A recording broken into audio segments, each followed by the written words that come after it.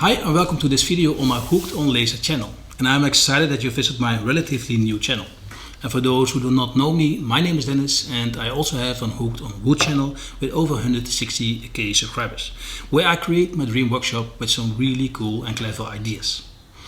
And as a hobbyist woodworker, a laser is an essential tool in my shop, and I became fascinated by these machines. And the more time I spent with them, the more these feelings grew. And I have had many different kinds of lasers, from different diode lasers to a desktop CO2 laser, and now I have a professional CO2 laser.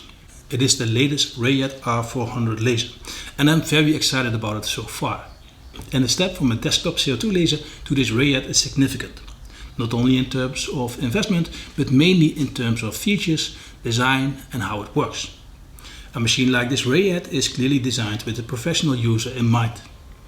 So I wanted to make a low profile series of videos about my journey with this laser.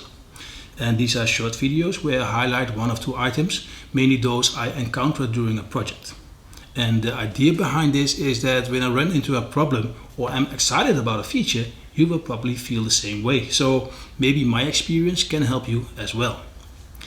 So for this video I want to highlight a very nice feature of this laser. And maybe your laser has this as well and you never thought about it.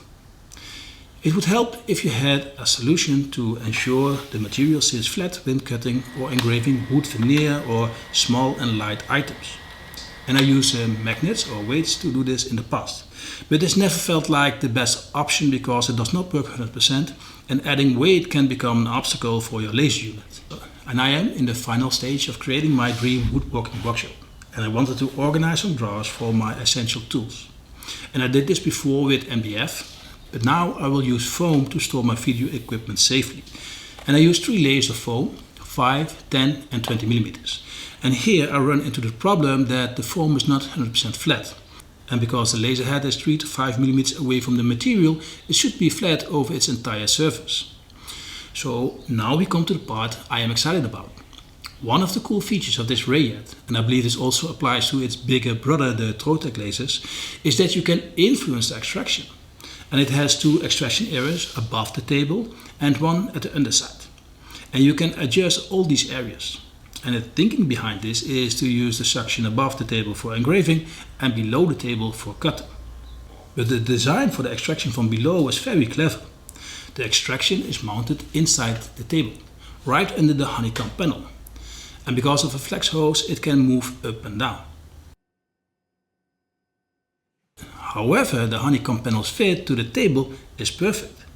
And this means that when you cover the table with the material and also the space that is still open, you create a vacuum. And the extractor that comes with the laser is designed for this purpose and generates enough pressure to flatten the material and hold it in place. And this all sounds wonderful, of course, but I was surprised at how well that worked in practice. The foam is sucked in really well and any bumps in the material are smoothed out.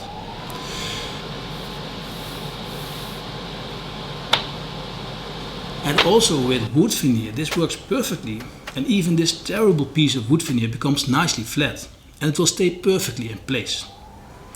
So perhaps your laser also has suction from below the table and can create enough vacuum to hold your workpiece in place.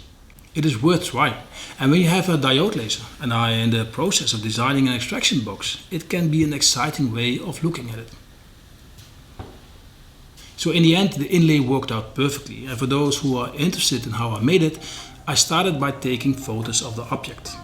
And in CorelDRAW I outlined these objects. And the most important thing is that you measure a reference point of the object. So now I can scale it to the correct size. And now it's just a matter of organizing your drawer and you are good to go.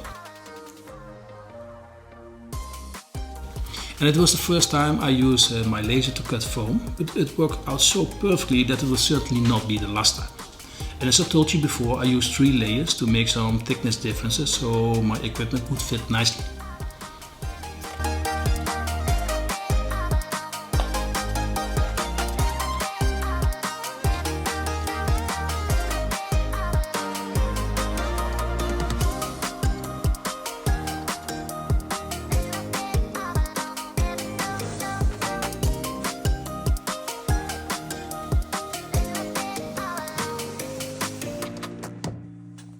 Well, thank you for watching this video. I hope you liked it and liked the format. Please let me know in the comments. I want to make it short, and although they look good, I spent less time editing. So it's easy for me to create a video about a subject. And of course, please subscribe to my channel. It's the only reason it is worth it to make these videos. Again, thank you for watching, and well, we see each other next time.